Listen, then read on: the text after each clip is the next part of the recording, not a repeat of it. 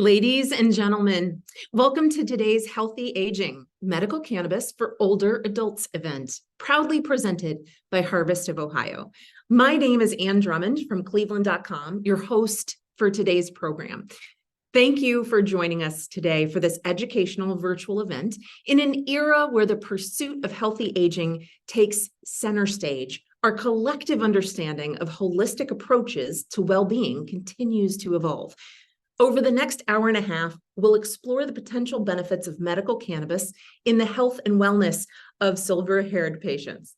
This event serves as a platform for experts, thought leaders, and new and existing patients to come together, share knowledge about the intersection of aging, healthcare, and medical cannabis. Our expert speakers will shed light on regulations in Ohio, clinical insights, and real-world experiences. We know many of you have burning questions, and we want to hear them. Don't hesitate to share your questions in the chat or through the Q&A box here on Zoom. You'll find them at the bottom of your screen. Our team of experts is ready to respond, whether it's through the direct chat replies or during the dedicated Q&A segment on our virtual stage. Also, all of your questions and the corresponding answers will be compiled and sent to everyone that's in attendance today via email at the beginning of next week. This comprehensive document will include not just the Q&A, but also a link to the recording of today's session. A quick tip for effective communication on today's event. When you're using the chat for questions or comments, please make sure to select all attendees and panelists from the drop-down menu. This ensures that your messages are visible to the entire audience and not just to me. Before we dive into today's enlightening program, we want to express our immense gratitude to our partners, without whom this event would not be possible. A big thank you to our presenting partner, Harvest of Ohio. Harvest believes in improving lives through the goodness of marijuana. Also, a big thank you to Amplify, Verano, the Ohio Medical Cannabis Industry Association, Benaleaves, and Terrasana. You can visit them and learn more about these partners in our virtual exhibitor area on our event page. The link to the page will be dropped in the chat momentarily. So let's get this show on the road. Here's a sneak peek at what's in store. First up, we're going to explore the regulations, policies, and safety regulations for the medical cannabis in Ohio. Following that segment, we'll be gaining insights from pharmacist AJ Carabello on how medical cannabis and different products work in our bodies. After that, we'll have a vital conversation on medical cannabis, everything you wanted to know but you were afraid to ask. We're exploring together with Dr. Bridget Cole-Williams, Monica Davis, and Kia Kellum what medical conditions can be treated or managed, how to speak to your existing healthcare team about medical cannabis, new studies, and what to expect when visiting a dispensary. We'll also have ample opportunity to answer your questions, so don't be shy about dropping them into the chat or the Q&A throughout the program. Guiding us through these important conversations is my esteemed colleague, Julie Washington. As a healthcare reporter at Cleveland.com and The Plain Dealer, Julie is renowned for covering major news stories and offering insightful commentary. Welcome, Julie. Hi, Ann. Thank you so much for that wonderful introduction. And hi to everyone who's joining us today. I'm so happy to be here. And as a medical reporter for The Plain Dealer, I have written about medical cannabis. And I know how many questions people have about how it can help them with their various medical needs and challenges. So this is going to be a very worthwhile session today. And it's very, very timely because just a week ago, Ohio voters went to the polls and voted to make cannabis legal, recreational cannabis legal in Ohio, although it won't take effect for probably about a year, but we are going to hear more about that and how it's going to work from our experts today. Thanks, Ann. Thank you, Julie. Now let's jump right into our first session of the day. For this, I'd like to welcome Monica Davis and Sean Lamb to the stage. Monica is the Chief Operating Officer for the Jabali Group, the administrative management company for Harvest of Ohio, Harvest Grows, and Harvest Processing. Companies with vertically integrated large-scale medical cannabis dispensary, cultivation, and processing licenses for operations in suburban Columbus, Athens, Dayton, and Ironton, Ohio. Sean serves as the compliance officer for Harvest of Ohio, leveraging his educational background in public health to make a lasting impact in the medical marijuana sector.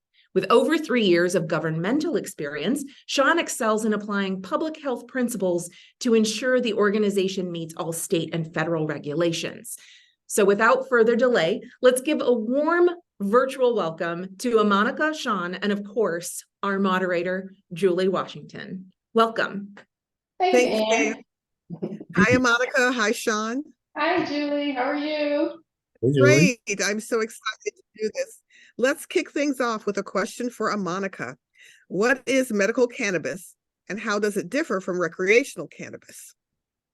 That is a great question, one that I have received so many times, especially since issue 2 has passed.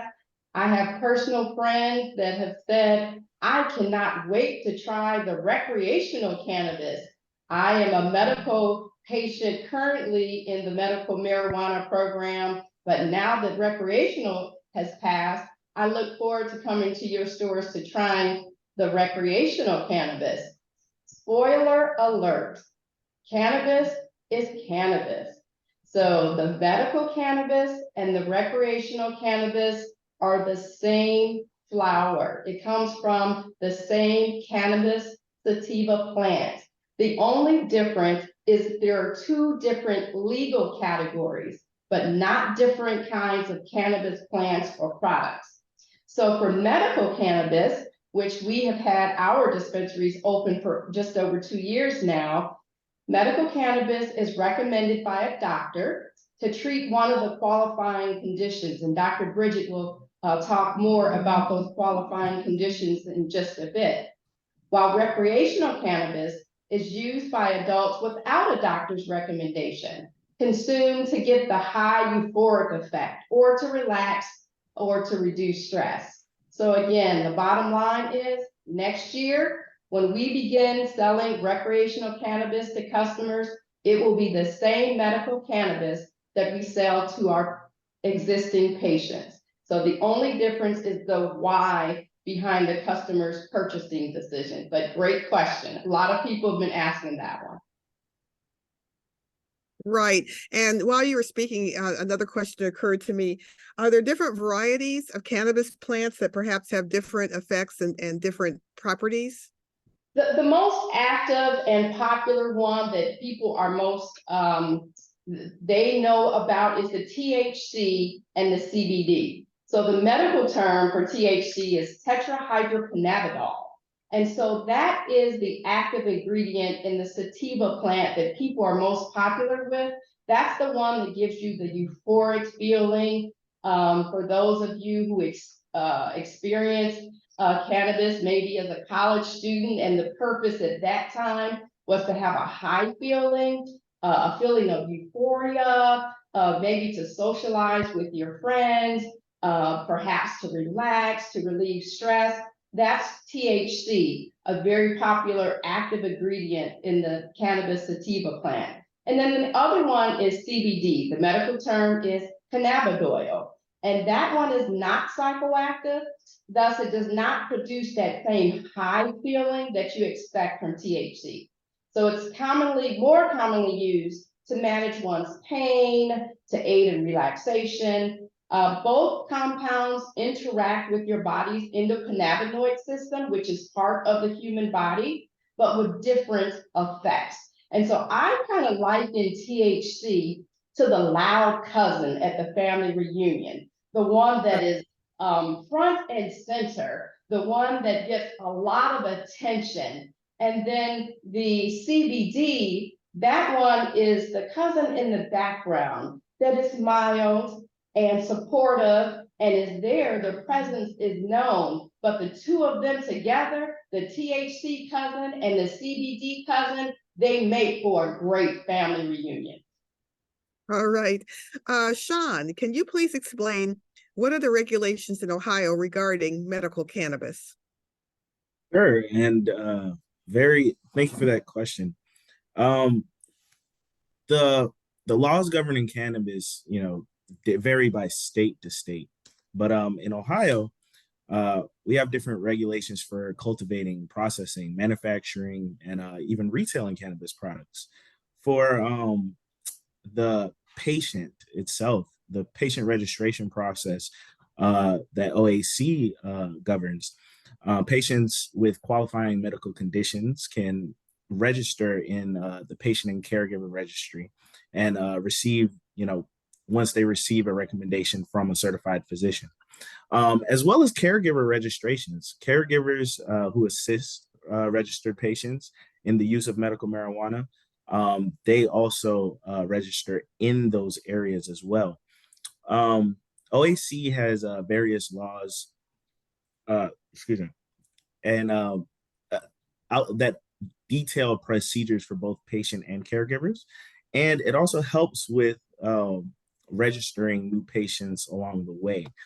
Um, the good thing about having OAC and having this patient registry is it allows for reporting of adverse reactions to medical marijuana through the Medical Marijuana Control Program toll-free number, prevention of misuse and abuse. These laws help with that, and as well as supplying a calculation guidance. The program provides a 90-day supply guidance to help patients and caregivers understand the amount of medical marijuana they can like legally possess. And as well as, patient and caregiver support. The patient and caregiver registry offers various resources, including guidelines on activating medical marijuana cards, caregiver approval processes, and special provisions for our terminally ill patients and those with indigent or veteran status. Okay. What are some of the regulations that oversee dispensaries? What are some of the hoops that your company had to jump through before they could become a licensed dispensary? Oh, not too many, and Monica definitely can jump on with this one. But through the process of obtaining, a license dispensary, you have to go through a few different things. One specifically that I would love Monica to jump in on is the social equity piece. Um, in our industry, there's not a lot of people that look like us, and so when we're asking the government for, hey, we want to, make sure that we get this license so we can help the community around us. Um, it becomes more of a process that you have to have your T's crossed and your I's dotted. But I'll let Monica speak more to that. Yeah, the industry is very highly regulated.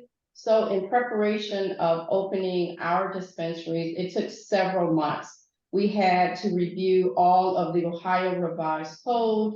We had to look at all the standard operating procedures for opening your facility, for receiving your certificate of operation, what it would look like on a day-to-day basis, how you would greet your patients, how you intake your patients. Again, Ohio is extremely regulated. And at first, we met that with some reserve, but then as we pursued the license, received our license, and opened our dispensaries, we were very thankful that it is such in Ohio, because it taught us how to run this business almost like a pharmacy. We run under the Board of Pharmacy. And so we are part of the healthcare system. So we have to be very strict in how we intake, how we dispense. There are lots of regulations that we were not privy of until we received our license, to make sure that the use of cannabis is safe and sustainable for the patients in Ohio. Good question, Julie. Okay, thanks. And that's how patients can have confidence when they go to a dispensary like yours. Okay, we just have a few minutes, and I know you could probably give a much longer answer to this question, but how do people know that the medical cannabis they purchase in a dispensary is safe? Sean, do you want to start that off? Yeah, sure. And it goes back to our regulations. Medical cannabis purchased in a dispensary in Ohio is subject to stringent testing regulations to ensure like its safety. This includes sample collection, where laboratories must randomly like collect samples from each batch of harvested plant material. And medical marijuana products, including ingredients used in manufacturing, if requested by a processor, as well as testing requirements. Test check for cannabinoid potency, foreign matter, microbials, and mycotoxin, contamination, including heavy metals, like arsenic, lead, mercury, as well as we use pesticide and fertilizer, and the laboratories check for that too. And they all have specific thresholds that they have to meet. So it's a very stringent process, and as you said, I could go a little bit further, but this is all reported. Laboratories, they always input test results into an inventory tracking system that the Board of Pharmacy and Department of Commerce govern. So this unique certificate of analysis, it helps in the validity of our product. Okay, well, unfortunately, I'm sorry, Monica? Just to piggyback on that, so we have our cultivation and our processing facility in Southern Ohio, and there are over 10 testing facilities across the state. And one of those testing facilities, and we switch, will come to our facility and take a random sample and then go back to their lab, and it's tested for everything that Sean talked about. And again, prior to joining the industry, I did not understand the importance of safety and testing in cannabis, just because the way we entered the cannabis space years ago, it was different. It was not part of a program. And so now that I have become educated in the industry, I know safety first. And so we encourage individuals to purchase cannabis at a registered dispensary as opposed to not, for safety reasons. Right. Well, thank you so much. We could go on, but we have to go on to other segments. But Monica and Sean, you will be back later on in this webinar. Okay. Anne, Thank you. thank you. Back to Anne. Thanks so much, Julie. And thank you, Monica and Sean, for this tremendous information. We're off to a really informative start. Let's dive a little bit deeper into how medical cannabis actually works in our bodies. For this conversation, we've invited AJ Carabello, pharmacist and retail director at Amplify. AJ is a licensed pharmacist and a 2013 NeoMed alumnus. After spending 12 years in retail pharmacy as an intern and a pharmacist, he entered the Ohio medical marijuana industry, hoping to make cannabis more accessible and acceptable to patients through education. Let's make sure you put all the questions you have for AJ in the chat or the Q&A box so that we can get to them during the speaker Q&A. Now, with further ado, I'd love to welcome AJ. AJ. Hi, thank you very much, Anne. Hello, everybody. Excited to talk with everybody today about medical cannabis. We can go ahead to the next slide, please. And next slide. So one of the things that I always like to start off by telling folks is, yes, I'm a pharmacist. You can probably tell by looking at me that I may have experienced cannabis before, may have perhaps knew about cannabis before there was a medical program in Ohio, which that would be a true assumption. However, what I think makes me unique is I did not believe in medical cannabis. And that's partly because, next slide, we did not learn about medical cannabis in school. I was familiar with cannabis, had tried cannabis in college. However, since we did not learn about the endocannabinoid system in school, I didn't understand it, and therefore did not really think that medical cannabis was a viable treatment option. However, upon graduating and hearing more and more about it, took it upon myself to go out and do some research and learned that that the endocannabinoid system is actually the largest neuroregulatory system in the body. It's found on all of our nerve cells. We have CB1 receptors on our central nervous system, and CB2 receptors mainly on our immune cells. And these are spread far throughout our body. The endocannabinoid system functions to fine-tune how different cells and different nervous system communications and immune system communications function. Our bodies make a molecule that hits these receptors found all throughout our bodies. Those molecules are called anandamide and 2-arachidonyl glycerol. Don't worry, there won't be a spelling test on either of those. But our bodies make these substances that hit these receptors that fine-tune communications all throughout our body. Again, this is the largest neuroregulatory system in the body, but it's one that we did not learn about in school. And because of that, I was not a believer in medical cannabis until I undertook that research myself. We can go ahead to the next slide. So Monica did a fantastic job touching on THC and CBD in the past segment. But THC and CBD are why cannabis works in our bodies. Our bodies make our own substances that hit those receptors. However, the cannabis plant produces THC and CBD, which can also act on some of those receptors. What's interesting, though, is when plants are grown, the substance that is produced in plants is THCA or CBDA. Those substances are not activated in a form that can hit our receptors in our body until they're heated, which is why cannabis does not have an effect unless it's been heated and we inhale it through a vaporizer or heated and then baked into edible products, which we'll get into later on in the presentation. But this is why cannabis works in our bodies. Our bodies come hardwired with these receptors that our body makes a neurotransmitter for, and the plant makes THCA or CBDA, which after heated can activate those same receptors in our body. So just like we have receptors in our body that we have medications targeted for blood pressure or to help lower cholesterol, THC and CBD are just molecules that we're using to hit receptors that we normally have in our body to exert a therapeutic effect. You can go ahead to the next slide, please.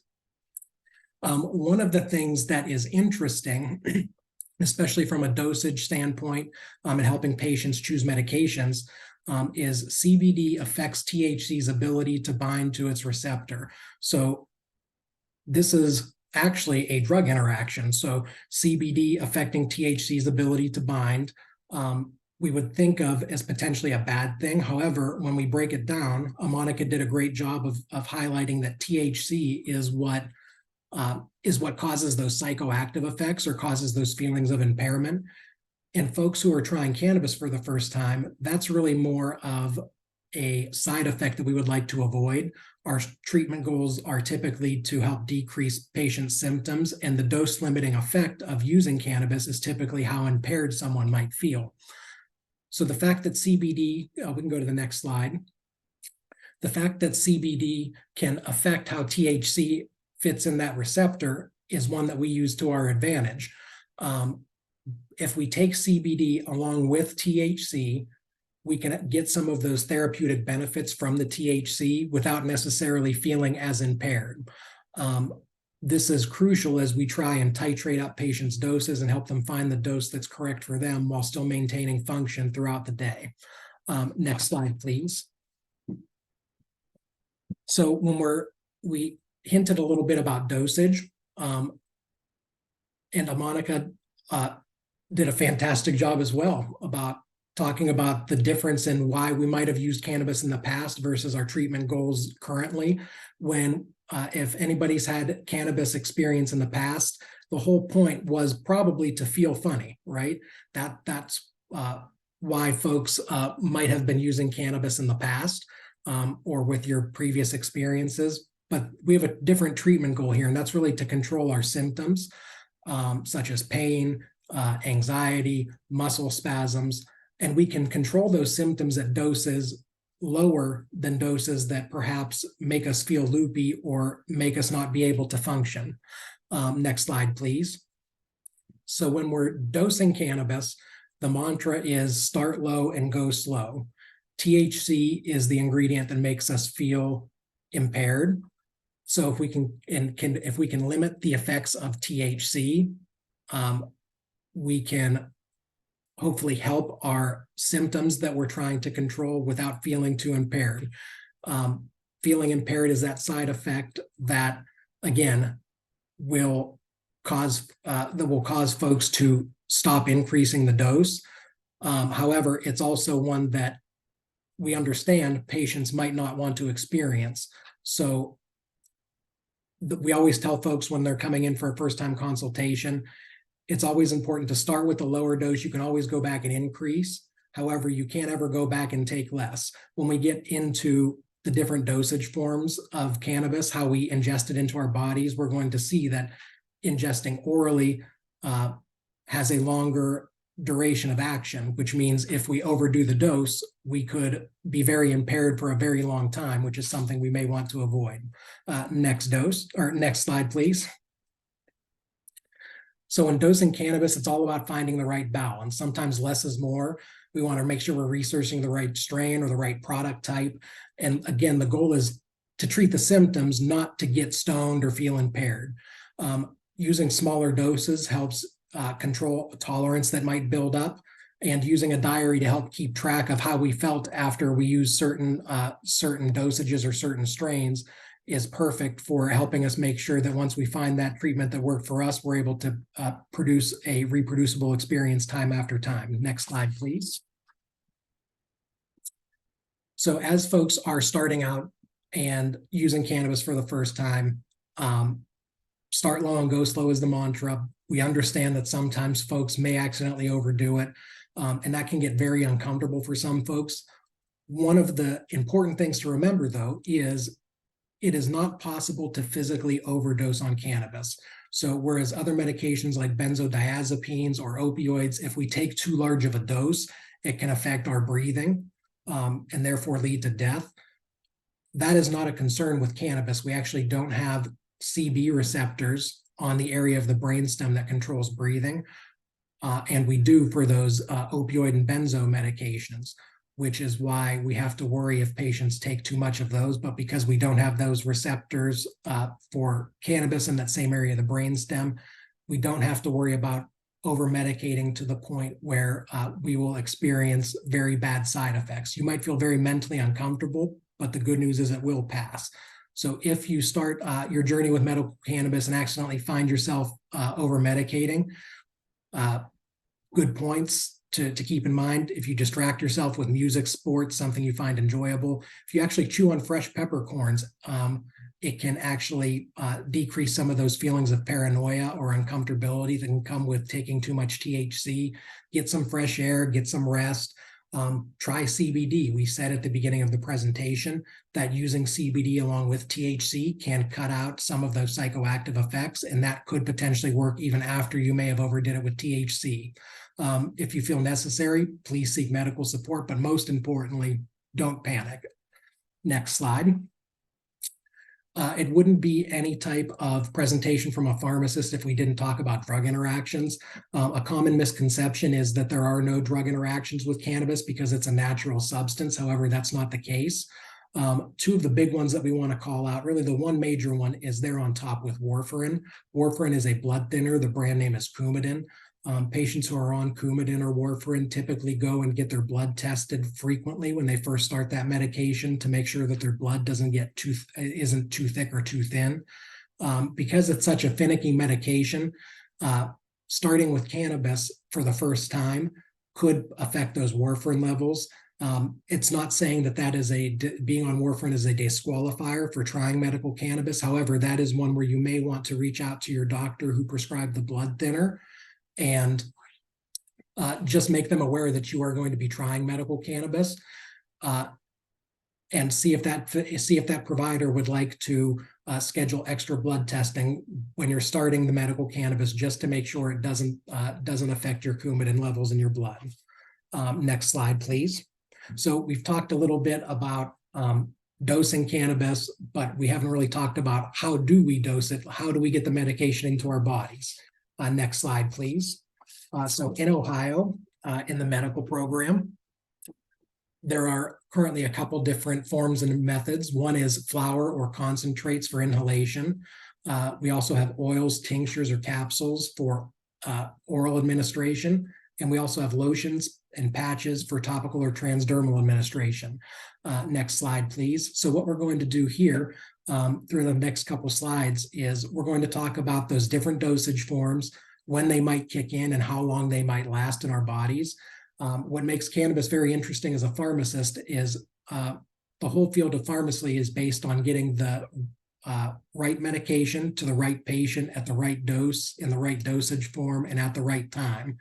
And what's unique with cannabis is the dosage form affects how quickly the medication kicks in, as well as how long those effects last. So we can use those to our advantage to really target the dosage form that we're recommending based off of the types of symptoms that a patient would like to control. So the same couple molecules, THC and CBD, can have very different effects based off how we're consuming them. We'll start with inhalation because that is the most commonly that comes to mind first when we're thinking about cannabis. One thing to note is in the medical program in Ohio, smoking is actually prohibited. So to inhale cannabis, we take plant material or concentrates and use a vaporizer device. Vaporizers heat up the cannabis to a temperature lower than what causes them to burn, but hot enough to convert that THCA into THC from the first couple slides. So hot enough to activate those medical compounds that are in cannabis. And then we inhale those into our lungs. When we use cannabis via the inhaled route, it usually kicks in within 90 seconds, and then it usually lasts for about 2 or 3 hours. Next slide. So when we're talking about inhaling cannabis plant material, it's really the flower that we're using as the medical part. It's actually not those leaves that you might have seen printed. It is actually this funny looking flower that you see there placed in a grinder. So what patients will do is they will grind up that flower so that it increases the surface area before they put it into a vaporizer. Next slide, please. Processors can take that cannabis flower and extract just the medical components. When we're looking at a cannabis flower, it looks like it's covered in a fine crystal substance. Those crystal substances are called trichomes. They're actually the oil glands that contain the medical compounds. And processors can actually run the cannabis plant through a couple different machines and extraction processes and isolate just those just those oil glands. And then they process them into different forms, such as you see pictured here. What they all have in common, though, is they are very concentrated. It is just the oil glands that produce those medical compounds. So a very small dose of a concentrate product can yield very high doses of THC milligram per milligram. Next slide, please. These are examples of what vaporizers might look like. They come in non-portable models and portable models.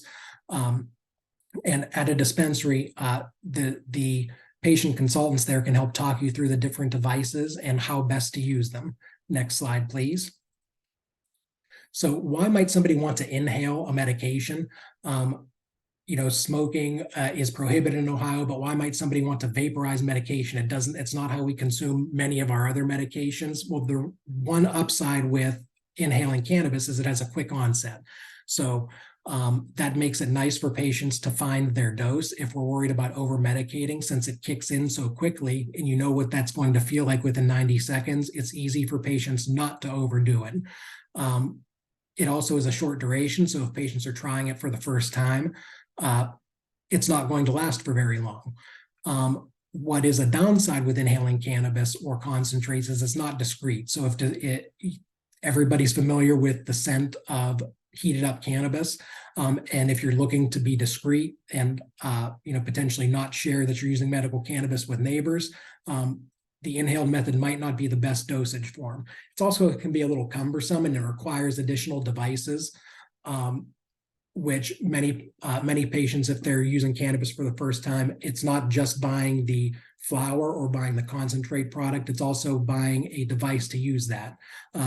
And the last downside with inhaling cannabis is it can be difficult to reproduce the dose. The quick onset, going back to the why somebody might want to inhale, if patients have something like, if they're trying to treat symptoms of a migraine, which come on very quickly, it's nice to have a dosage form that's going to kick in relatively instantaneously. That's contrasted to the next slide, please. If we are using cannabis orally, it does take a little longer to kick in. So when we're using cannabis in like an edible dosage form, it takes up to 2 hours to kick in. So if we have symptoms like migraines or seizures, which might come on very quickly, using an edible is not the best dosage form because they do take up to 2 hours to kick in versus that inhaled dosage form kicks in a little bit quicker. Edibles also last a lot longer for up to 6 to 8 hours. Next slide, please. So you might be wondering why there is such a big difference in when edibles kick in versus when the inhaled dosage form kicks in. When we ingest cannabis orally, it undergoes a process called first pass metabolism. Next slide, please. That's just a fancy way of saying that when we ingest medications orally, they have to be digested. And when medications get digested or anything gets digested, substances get absorbed from our small intestine and go to our liver. Our liver acts as a filter to help protect us from anything that's coming into our body. When our liver sees THC, it tries to protect us and it metabolizes it and spits out a different chemical in the blood. The chemical that it spits out is called 11-hydroxy-THC, and it actually sticks in our blood a little longer, binds to those receptors a little stronger. That's why even seasoned cannabis users say they get potentially a more profound effect when they are using cannabis orally versus the inhaled dosage form.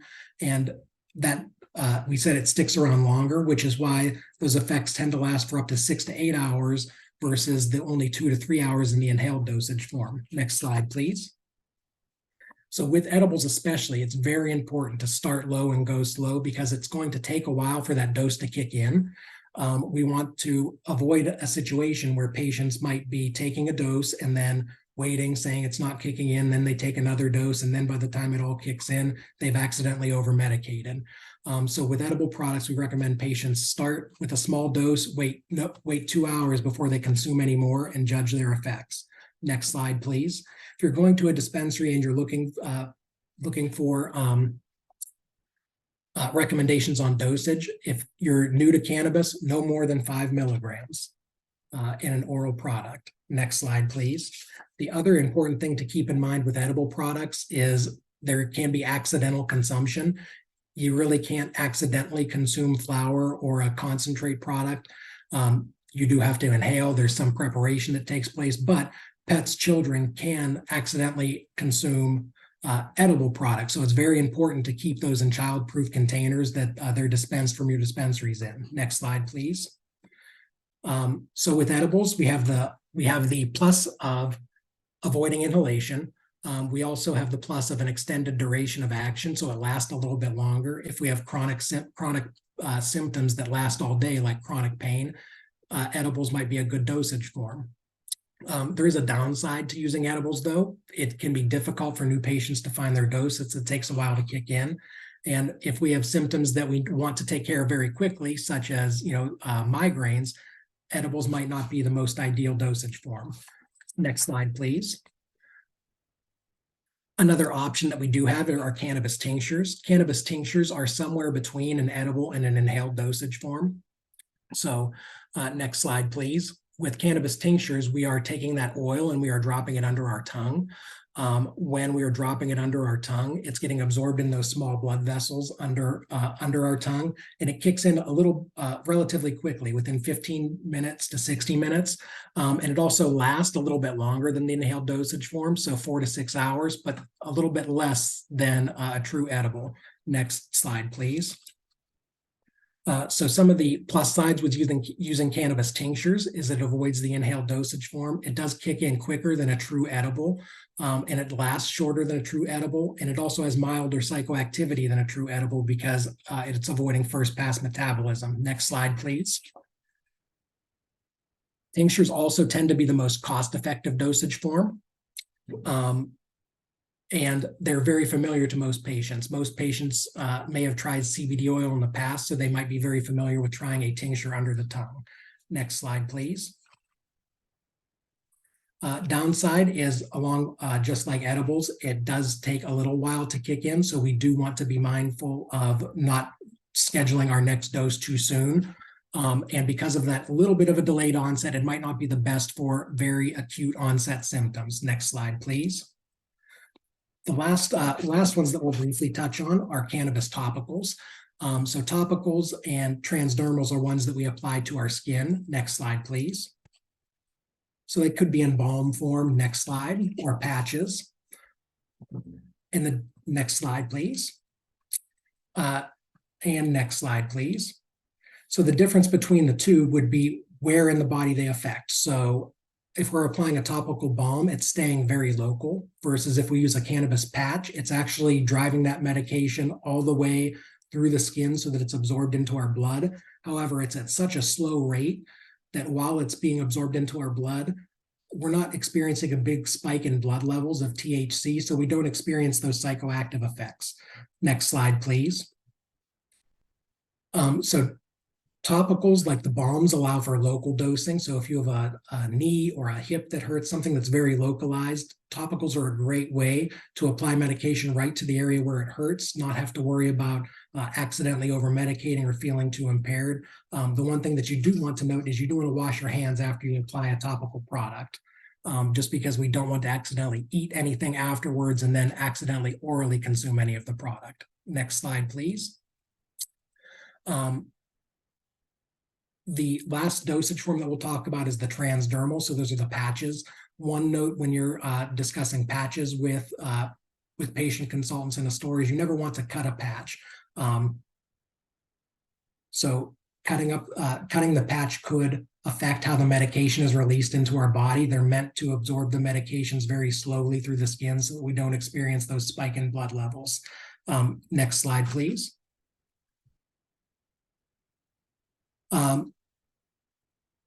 So again, the benefits with topicals, we can have the experience local benefits of applying cannabis without experiencing those psychoactive effects. Just want to make sure we clean the area ahead of time. And next slide, please. And next slide, please. So very quickly, we'll wrap it up. And when we go into a dispensary, one of the things you should ask your patient consultant is to help you read labels on the products. So some of the things you can expect to find on there is on all products, you will find your dose. You will also find a detailed breakdown of the various cannabinoids that are in your product, as well as a product ID that is issued by the state. Next slide, please.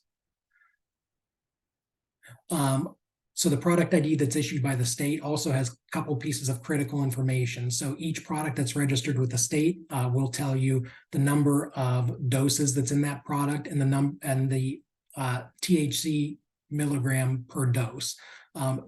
Especially when we're first starting out, those are very crucial pieces of information that we want to make sure we don't over-medicate. So it's important to ask our patient consultants when you're going into a dispensary for the first time to help you read over those patient labels so that you understand the doses that are listed there so that we're not accidentally overdoing it. And last slide, please. Just a slide showing where you can find Amplify locations. We do have 2 in the Cleveland area, 1 in Coventry, and 1 that's opening in the Bedford area soon. Will be opening in the middle of December. Also have a location in Columbus if you're down south. So that is what I have, and happy to field any questions. Thank you so much, AJ. I must say this has been incredibly informative, and it's such a scientific process on how we would consume and absorb this into our bodies. You definitely made it very approachable and understandable for our audience today. Thank you. Thank you, Anne. I'm wondering, I know that I'm not the only one. I'm wondering how someone can schedule a remote consultation with you. And I imagine we'll likely drop information on that into the chat. But why don't you share with us aloud how to connect? Yeah, absolutely. If you go to our website at amplifydispensary.com, there is actually a section for frequently asked patient questions, and in there, there's actually a link where you can schedule a remote consultation with myself, or I'm always in one of the stores, always happy to chat with folks as they're shopping as well. Thank you so much. Absolutely. Appreciated your segment. And I know that we'll see you back again during the Q&A at the end of our program. So again, if you have questions specific to what AJ shared with us today, I hope that you'll take to the chat or the Q&A to ask them. Next up, we're welcoming a dynamic trio to the stage. They'll cover everything you wanted to know about medical cannabis, but were afraid to ask. Joining us for this conversation is Dr. Bridget Cole-Williams, MD, a compassionate and knowledgeable medical cannabis specialist who operates an integrative practice that services both Ohio and Michigan. She's board certified in family medicine and not only consults with patients and provides medical cannabis cards, but also incorporates holistic practices into her comprehensive approach. Her empathetic nature and commitment to education empowers patients throughout their healing journey. Dr. Bridget is also the acclaimed author of the best-selling book series, Courage in Cannabis, which sheds light on compelling stories of cannabis and CBD usage. Joining Dr. Bridget on the stage is Kia Kellum, the Director of Marketing for Harvest of Ohio. Kia is considered one of the original harvesters and has been with the company since its inception in 2018. She's currently a member of the following organizations: Howard University's Alumni Association for the Columbus and Cleveland areas, Ohio Medical Cannabis Industry Association, and the Northeast Ohio Hispanic Center for Economic Development. Rounding out the panel is Monica Davis, who you have already met on the stage today, Chief Operating Officer for the Jabali Group. Welcome, ladies. Thank you. Hi, everyone. Welcome to Dr. Bridget and Kia, and Monica, welcome back. I just want to say that the first few questions that we have are going to be answered by Dr. Bridget, but we will be hearing from Kia and Monica later on. So, Dr. Bridget, let's get started. What medical conditions can be treated or managed with medical cannabis? So in the state of Ohio, we really have focused on 25 different conditions, which I'm not going to go through the entire list right now. But what we really look at are a number of neurological, inflammatory, immune disorders, cancers. And the reason why cannabis can have such a great effect on so many different conditions is because there are these receptors that are throughout our body. And so the majority of the patients, I would say, come in for pain, a lot of PTSD and fibromyalgia. Okay. Are there any risks or contraindications for using medical cannabis, particularly for those with pre-existing health conditions? So it is important that someone actually sits down with you, reviews your medical history, because if you are using blood thinners, if you have diabetes, have heart condition, or have mental health issues, sometimes cannabis can cause more issues than it does help. And so it's important for someone to not only know your history, but also know your current medications so they can figure out what's best for you. Is that something that happens at the dispensary where they'll take your medical history right there? So when you're seeing a physician, you're seeing them typically in their office, where they're able to review and do a clinical review of your information. Of course, after COVID, a lot of those interactions occurred more telemedicine because of COVID, but it's important to connect with a physician that will be able to understand your conditions, understand the current treatment of it, and be able to help you, because for a great many of my patients, I'm actually taking them off of medications as cannabis becomes more and more useful for them. Yeah. What's the best way to bring up cannabis use with your medical provider? So To be honest, the best thing to do is to be honest. A lot of patients shy away from not sharing this information with their physicians, but the fact of the matter is that over 60% of physicians learn about cannabis from their patients. And in a recent study, 85% of physicians actually believe that cannabis can be useful as a viable medical option. So when we don't communicate and don't allow there to be room to discuss how this can be effective, not only are you doing a disservice to yourself, that your physician is operating in the dark, but it could also cause harm if they're putting you on new medications without understanding what you're currently doing. All right, very good information there. Are there ongoing studies or emerging findings that may impact the perception of medical cannabis? Absolutely. So definitely since over the last 10, 20 or more years that cannabis has slowly evolved into medical programs across the country, there's definitely been an increase in research. This past year, there were actually over 4,300 new cannabis studies that really show that there is increased interest, that there's actually improved legislation that allows for research. And this is an all-time high in this area. And so a lot of this, some of these research articles are about medical students' perceptions, about physician perceptions, about the impact of education on the attitudes towards cannabis. So as we grow and learn more about it clinically, the research is backing this up by doing more information to see where our medical community actually lies. Oh, great. I'm sure we're answering the concerns of many of our viewers today. So let's keep going. Are there concerns about addiction or dependence associated with medical cannabis use? And I think this other one was answered in the previous session. Can you overdose on cannabis? Sure. So this is something that always concerns me. We always want to be on the right side of choosing new medications, and we want to do things that are safe for our patients. I often ask my patients, are you using cannabis or is cannabis using you? And that's when, if they pause a little bit too long, then I'm definitely digging in a little bit more to understand what their use is, how they're using it, and how they feel about it. The fact of the matter is that dependency and addiction are not the same. Addiction definitely has more maladaptive behaviors with it and more drug-seeking type of behaviors, where dependency means more of a physiological condition where you have more withdrawal when not using it, much like my morning coffee if I tend to skip it, right? And so when you're talking about abuse, though, when you're talking about addiction, though we don't know a lot about the exact numbers, dependency is about 7%, which is about half the rate of alcohol dependency. But as there's more and more programs that grow across the nation, that number does tend to increase. So I've seen some studies that say that dependency is as high as 10%. I've seen some that go as high as 30%. And a lot of it comes back to how are you defining dependency in itself. Addiction is a little bit harder to define, but definitely a lower number.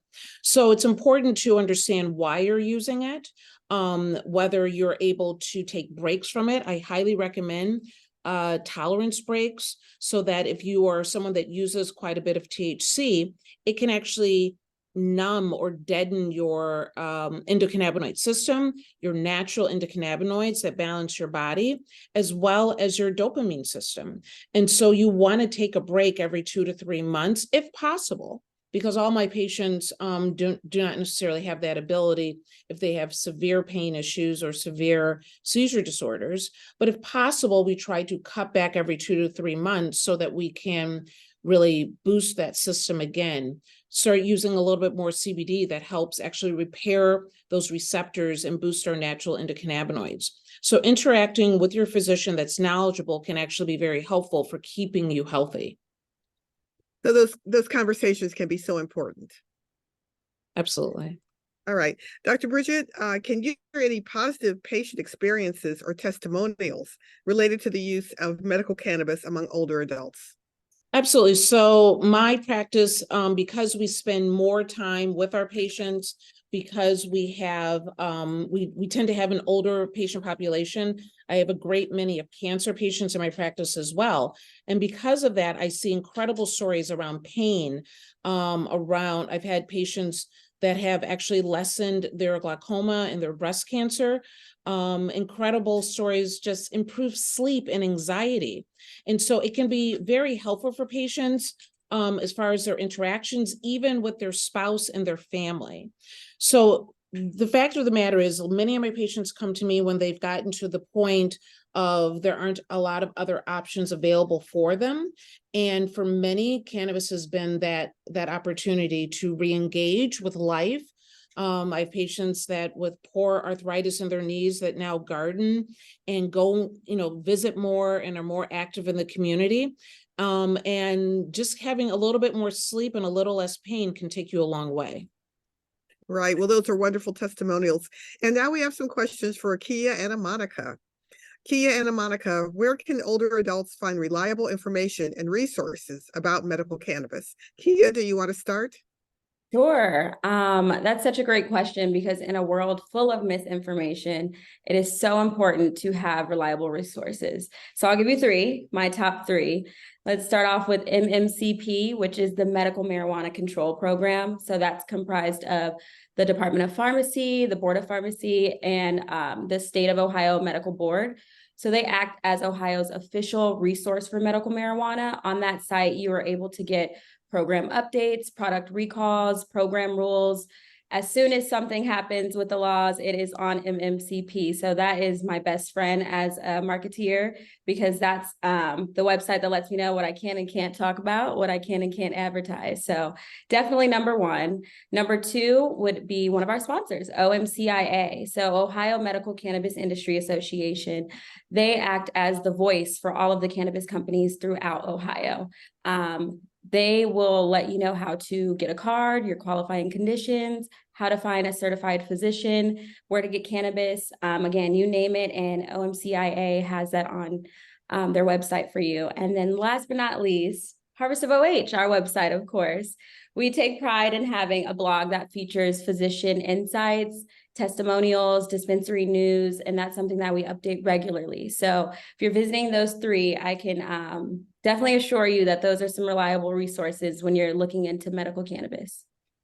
Oh, fantastic. That's so important. Monica, do you have anything to add? She covered it well. Thank you, Julie. Okay, terrific. Now we have some questions about what people can expect if they go to a dispensary. Kia, how would you describe the overall atmosphere and environment of the medical cannabis dispensaries that you've visited in Ohio? Okay. They range. They definitely range. Every dispensary is different. A few are a little more transactional than others, but what I appreciate about our company, Harvest of Ohio, is we're welcoming, we're patient-centered, and we're engaging. So I like to say sometimes we're fun, but educational. We like to make all of our patients feel like we're at home. So our main goal is to dispel myths about cannabis through education. We really pride ourselves on providing an environment that's welcoming to those who have little knowledge of the program and those who are experts. Ultimately, we're in the business of improving lives through the goodness of cannabis. So it's always top of mind for us to make sure that our patients feel comfortable, feel like they are being educated, and feel like their voice is being listened to. I think that Harvest of Ohio, obviously I'm a little biased, but our dispensaries make sure that you feel at home and that you feel trusted. Yeah, and we're certainly replacing myth with information today. Are these dispensaries designed to be welcoming and comfortable for older adults? I think you just covered that. Maybe you'd like to say a little bit more. Yeah, I remember my first time in a dispensary. So growing up in California, cannabis has been recreational for a while. So I recall being a little overwhelmed by the assumption that I knew what I wanted, what to do, who to talk to. And one of the things I appreciate about Ohio is that we are so educational focused. Since we are a medical program, we have taken a lot of time to research the ins and outs, all things cannabis, from how it's made, how it's consumed, the effects. So long story short, yes, we try to pride ourselves on being welcoming and making sure that everyone feels comfortable. We've designed our dispensaries to be an open house for all. Again, whether you are a new patient or eventually an adult use consumer, we want to make sure that all of our patients and consumers leave Harvest of Ohio feeling sophisticated and educated. With the passage of issue 2, we actually just got the green light to push forward with a new position called CEA. So that will be our cannabis education advocate. That advocate will be dedicated to being in all of our dispensaries to highlight the ins and outs of cannabis. This differs a little bit from our brand ambassador program. Our brand ambassadors are educational and fun when it comes to our brand and learning things about what's going on in stores. Our CEA will be focused on all things cannabis and be there to answer questions on terpenes, strain information, consumption. So we really try to make sure that our dispensary feels relationship-based versus transactional. Okay, and speaking of issue 2, would one of you like to discuss how issue 2 is going to change things and when it might be available to the public? When it might go into That is a burning question. As soon as it passed, I got so many text messages. They're like, I'm trying to pull up. I'm coming. No, we want you to pull up now with your medical card. However, we have a little road to go before it is recreational. So earliest would be August 2024. Monica, I know you have some big plans for speaking on what we would like to change as we move forward in a recreational world. Right, well, that we are starting to plan for that now because we know we are going to experience a great influx of customers. We will still have lots of medical patients part of our program, and that's always going to be a priority for us. But in terms of recreational, we are thinking about different designs in our dispensaries. We're looking at expanding space. We're looking at parking lot space. So we are having meetings right now to strategize on how we can meet the needs of our new customers come next August, next fall. But we're really looking forward to it. But like Kia said, for us, our medical patients are still going to be a priority for us, because even though you will start to buy recreationally, we want even those customers to understand the medical benefits of cannabis, because many of them at this point, they do not know, but they're going to learn from Harvest of Ohio, best believe. Right, just as we're all learning this afternoon. Let's stick with Monica for the next question. How do dispensaries ensure the privacy and confidentiality of older patients when discussing their medical cannabis needs? Good question. Well, we do operate under HIPAA. And so, and again, like I mentioned before, it's a very highly regulated program in Ohio under the Civil Rights Act, under HIPAA.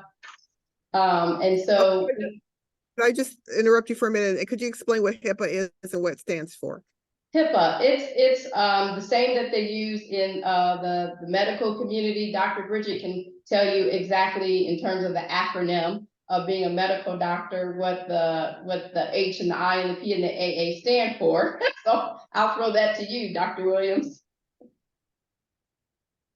Honestly, I probably have to look it up again. It's been a little while. We've been saying it for so long, right? We just call it HIPAA. Yeah, we've been calling it HIPAA for so Right. long, but it is the Health Insurance Portability and Accountability Act. And this was something that was created in 1996, I believe under Hillary Clinton, so that patients' health information was secure and safe, and that it wasn't being misused against them or being misused with outside personnel that did not have correct access to it. And so it allowed people to understand that sensitive information remain protected. Right, and that's very important in the cannabis industry because it is a new industry, and we want to make sure that our customers know that it operates under those same laws so that they feel comfortable becoming a medical patient or shopping with us for recreational purposes. And then in addition to that, we also have private consultation rooms in all of our dispensaries. where our bud tenders or brand ambassador can have a one-on-one meeting with a patient, with a recreational customer, so they can talk directly with someone that has knowledge about dosage use, about how to consume, and they can talk about their personal experience with cannabis if they've already had one, and how they can move forward in the industry that's regulated. Sounds like privacy is very important. Yes. Yes, okay. Kia, are there dedicated staff members available to assist older individuals who are trying to understand and choose appropriate products? Yes, yes, yes. So in addition to our CEA program, which will kickstart in about a month or so, we do have a brand ambassador program. Now, our brand ambassadors cater to making sure your experience is seamless. That means your user experience when it comes to picking your products, making sure everything is confidential.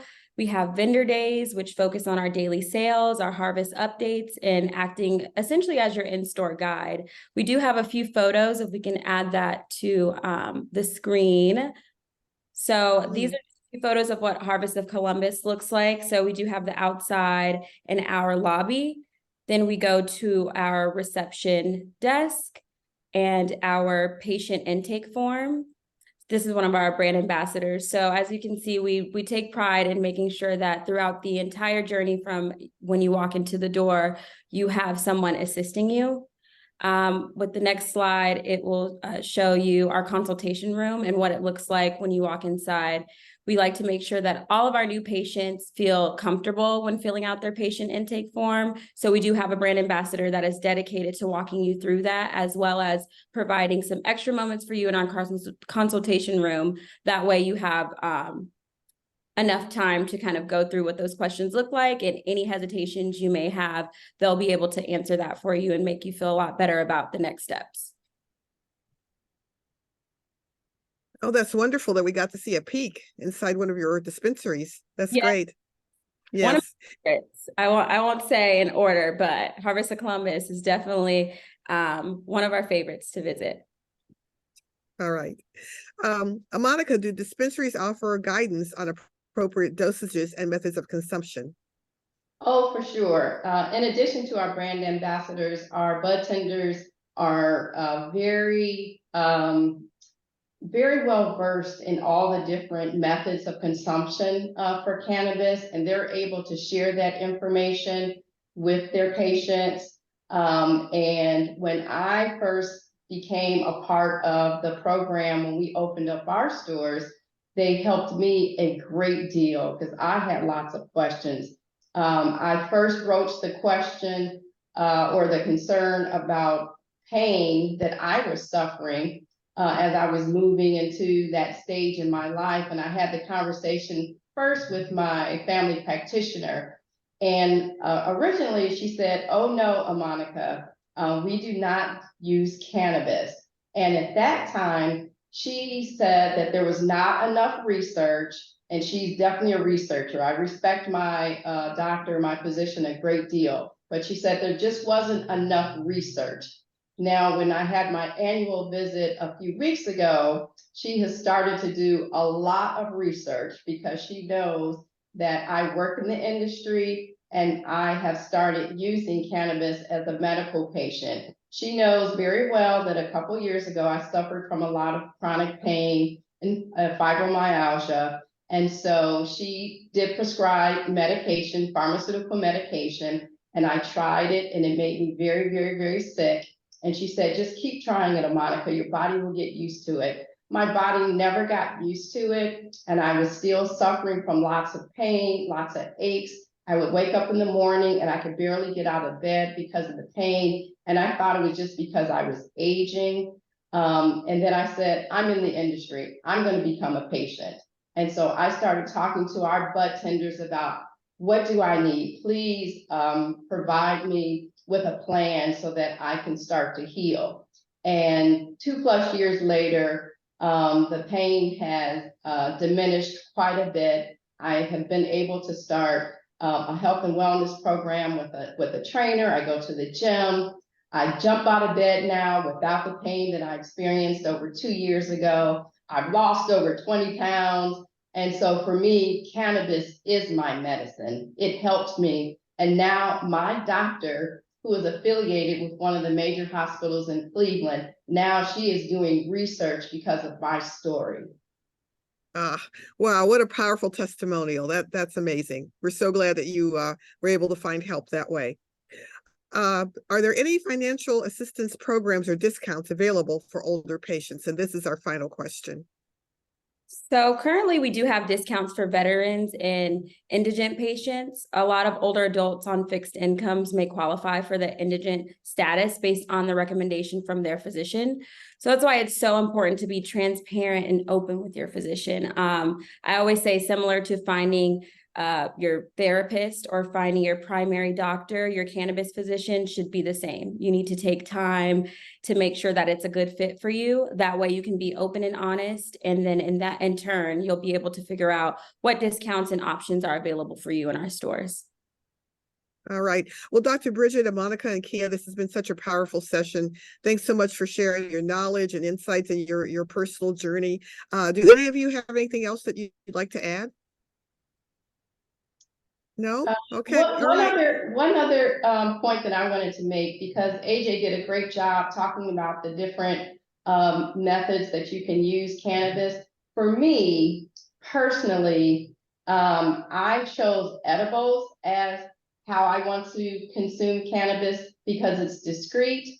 It doesn't have an odor. I have become accustomed to smelling the odor more recently since being in the business. And so it's not as stigmatized as it used to be. But for me personally, I choose edibles. And like he said, I started slow and low. And so I know for me what my preference is in terms of the dosage. And so for my pain relief, I know which edibles I'm going to use. For Friday night, date night with my husband, I know what edibles I'm going to use. I know what edible I'm going to use when it's time to go to bed and I want to sleep uninterrupted for 8 hours.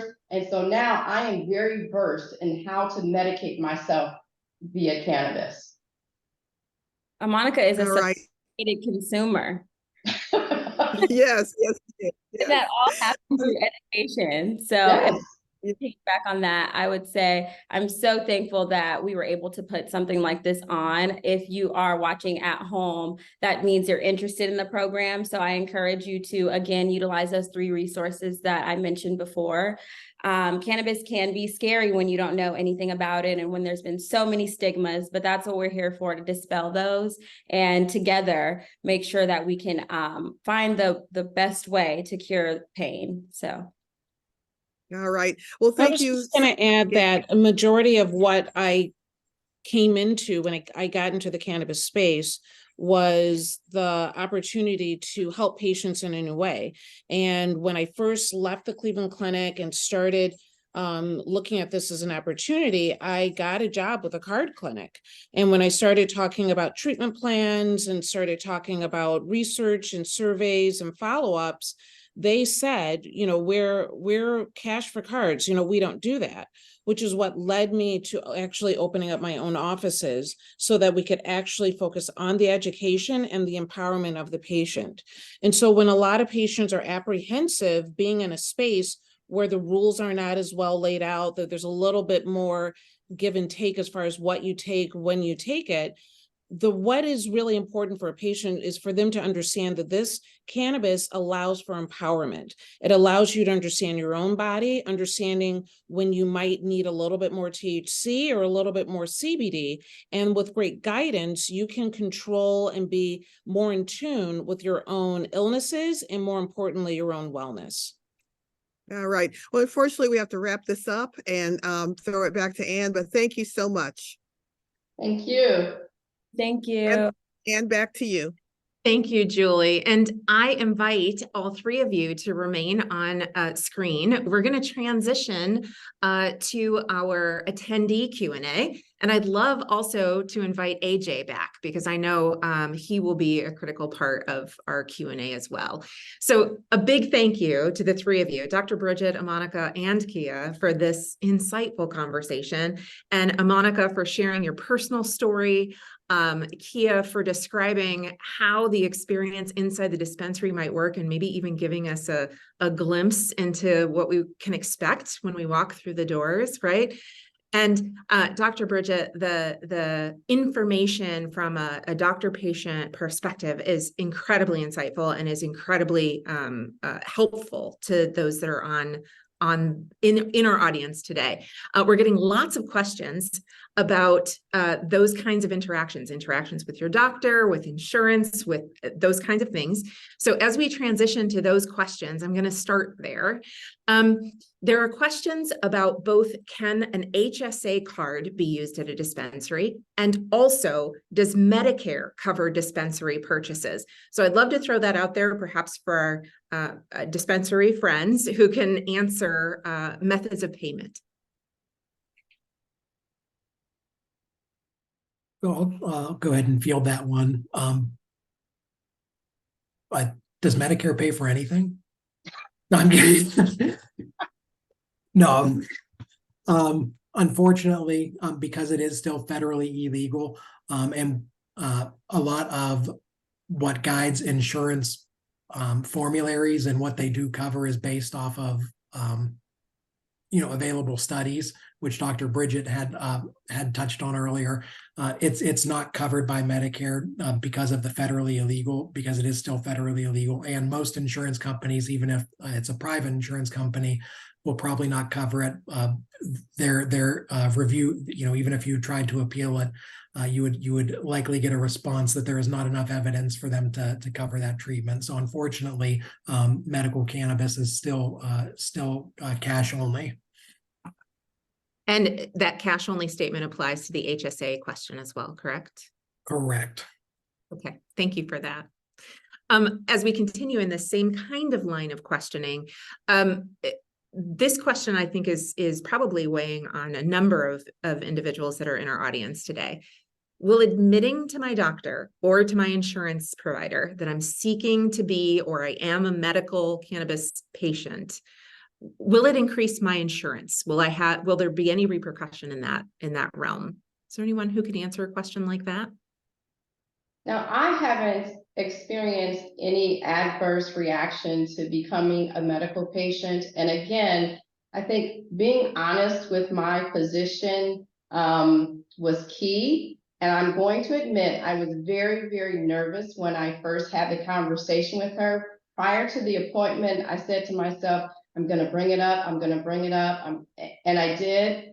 And she was shocked because I'm such a great patient. I'm such an obedient patient. And she thought, oh, Monica, what are you talking about? And so we started the conversation. There has to be a starting place. And again, we have gone through my cannabis road together. And like AJ said, it's still federally illegal. So your insurance is not going to pay for your cannabis.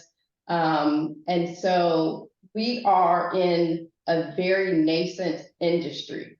We're still at the beginning. I mean, I think it's super exciting for all of us to be in this space at the same time historically, because we are the trailblazers, we're the pioneers, and those who come behind us, they will become experts on how to use cannabis, the goodness of cannabis, for their health and wellness. Thank you for that. I will add that there was some recent surveys where insurance companies want to be in this space. They want to cover this. And for a lot of them, it's actually having more research to back it up. I was working actually with a group earlier today where they're creating the data bank that insurance companies will use. There are some states where there are insurance groups that are doing some coverage. They haven't really gotten to Ohio yet, but I don't think we're that far behind as far as having this as an option for insurance coverage. And as far as speaking and talking to your doctor, this information should never be used against you in any way. And unfortunately, I've heard horrible stories where it has. So definitely, have the conversation with your cannabis physician. And many times I'm the one that will introduce it to someone's primary care or their specialist, because like any other medical realm, there needs to be great communication between the providers. So you never know what the door might open to.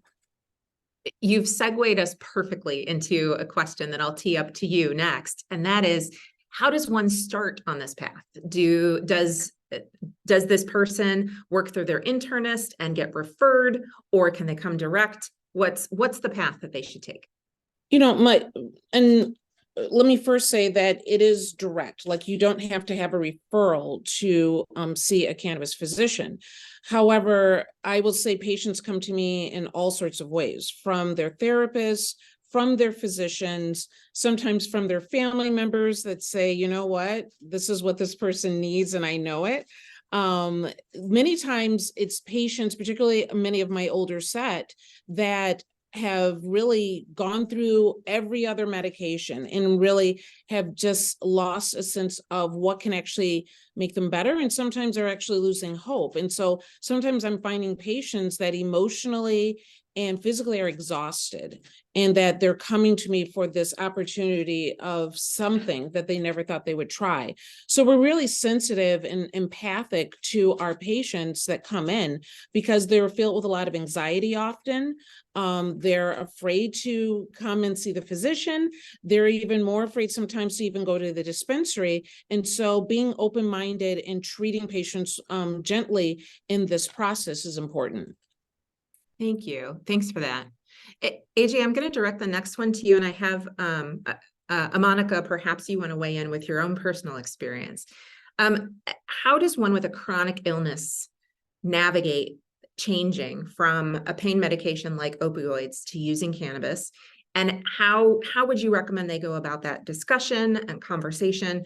This person is assuming using both is not recommended. They've dropped that into the chat. But AJ, why don't we start with you, and then others can weigh in. Yeah, absolutely. Kind of echoing, a theme that we've heard so far when we're talking about changing anything. We want to make sure that there's open communication. So make sure that you're openly communicating that want to try it with your pain management doctor. Pain medications are not something that patients might want to stop abruptly. So make sure you're having an open conversation with their provider, and see if there's a plan they can come up with together to slowly, what we would call cross taper. So slowly wean down the dose of maybe the pain medication while we're slowly ramping up the cannabis. Using together is patients can use them both together. One thing they would want to watch out for is, cannabis can make you drowsy, pain medications can make you drowsy. Using both together could make you very drowsy. So again, it would be open communication with all providers involved. Others have feedback or more to add? The only thing that I would just add in there, and I agree completely with AJ, I just want to reiterate that it's incredibly important not to just stop your opioid cold turkey, particularly if you've been on it for a long time.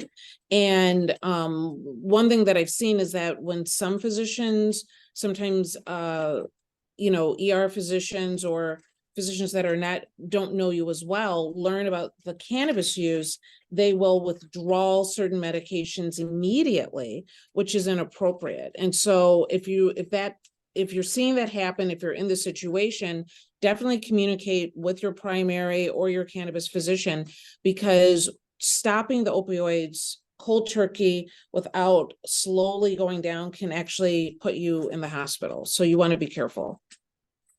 Thank you for that. Kia, I'm going to direct this next one to you. This individual is asking about edibles, and in particular gummies, and trying to determine what's the best brand and that kind of thing. And I have a feeling you can speak to the conversations that happen inside a dispensary that helps someone make those choices. Yes, definitely. Similar to Monica, I am an edible girl as well. So I actually try something different every time I go to our dispensary, just so I can just have the education on being able to talk about things like this. So when you are in our dispensaries, it's super important to have that conversation with your bud tender or your brand ambassador. What are you looking for? Are you looking to chill out? Are you looking to hype up? Do you have pain? Do you want to mix of both? And so to the audience who are looking for an edible that makes sense for them, I would just say to make sure that you are being very open and very honest when you go into the dispensary. When I want to go out and have a good time with my friends, I'm not doing a chew and chill CBN gummy. I am looking for a sativa. If I want to relax and watch a movie, I am making sure that I have an edible that has some indica in it. So it really just depends on what you're looking for in that moment and being able to communicate effectively with what you want. Akia, I don't know if you're looking over my shoulder at the questions that I'm preparing next, but your timing is just perfect to introduce indica and sativa. We have a question about the difference between the two. I know an additional strain, ruderalis, is also one that people are thinking about. So individuals are really looking for what are the differences here? Like what should I expect from those different strains?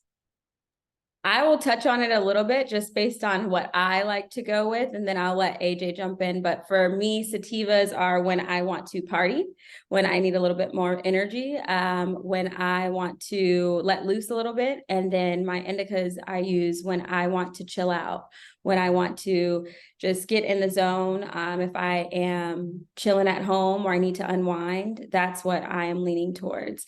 Now, I'm sure AJ has some more insights on that, so I'll let you jump in. No, you don't need me, Kia. Oh. No, you hit the nail on the head. Sativas typically associated more energetic, more geared towards daytime use, versus indicas tend to give you more of a body relaxation and tend to be more sedating. So folks would use those more in the evening. I think this is an appropriate follow-up to that question. Does the method of distillation make a difference in the result? Perhaps the effect or the potency, etc.?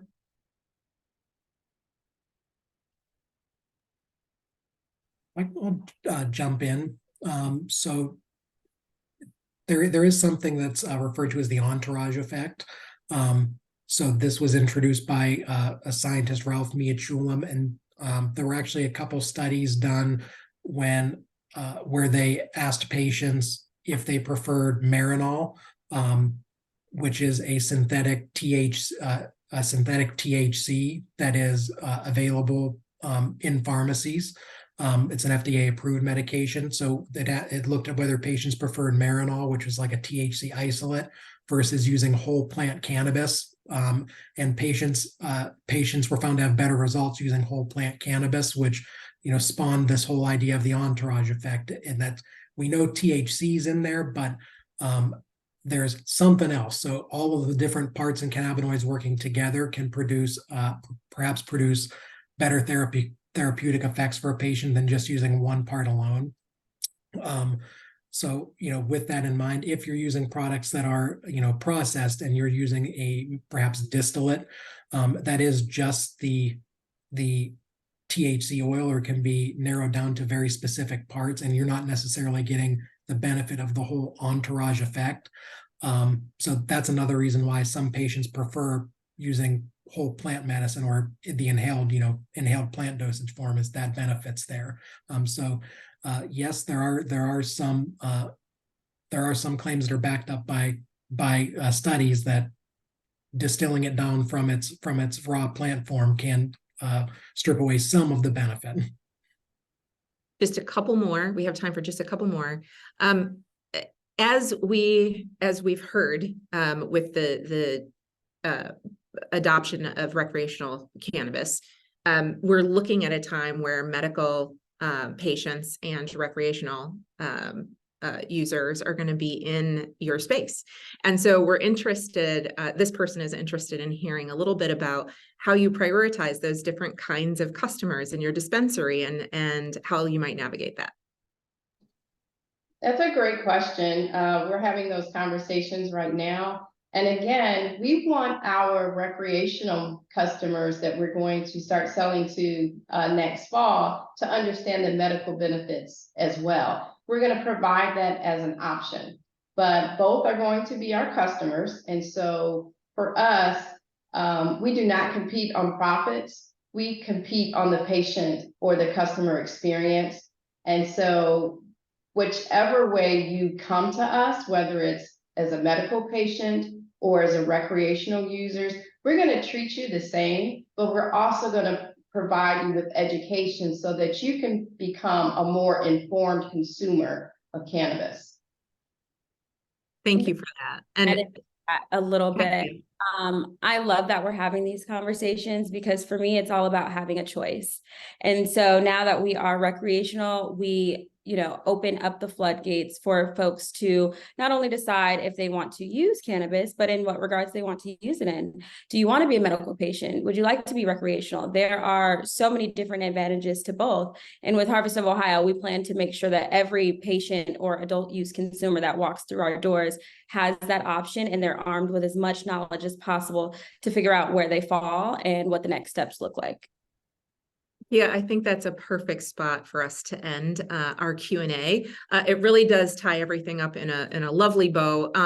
Thank you to all of you for your personal testimonials, for your knowledge and just the time that you've spent with us and with this audience today. I know that they don't have an opportunity to thank you personally with the exception of our chat, but the knowledge that you're sharing is impressive and inspiring. So thank you to each of you.